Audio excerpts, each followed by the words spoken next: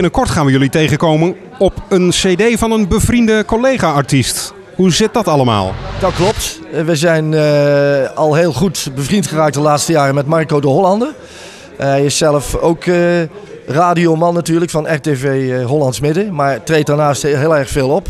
En ja, we zijn elkaar op het spoor gekomen een aantal jaren terug. En ja, dit jaar heeft hij zijn artiestenjubileum, 12,5 jaar geloof ik. 12,5-jarig artiestenjubileum. Komt in het kader van het jubileum een jubileumalbum uit van hem. Met daarop een paar gastartiesten, waarvan wij er dus één zijn. En daar zijn we wel heel blij mee. Nou, een hele leuke, gezellige wals. En Marco wou dat opnemen ter nagedachtenis van zijn grootvader die overleden is. En die had een link met een nummer van Frank en Mirella over de zee. Dus het is ook een nummer over de zee geworden, maar een heel gezellig walsje. De titel gaat zijn De Oude Zeeman. De Oude Zeeman. Wanneer gaat het verschijnen? Ik denk zo rond Pasen. Want we gaan tweede week van april vertrekken we met een aantal artiesten, waaronder Marco, naar Bodrum in Turkije.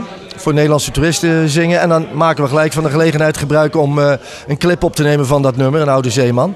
En dus ja, als we terugkomen dan is het zo'n beetje Pasen. Dus rond die periode komt het uit, ja.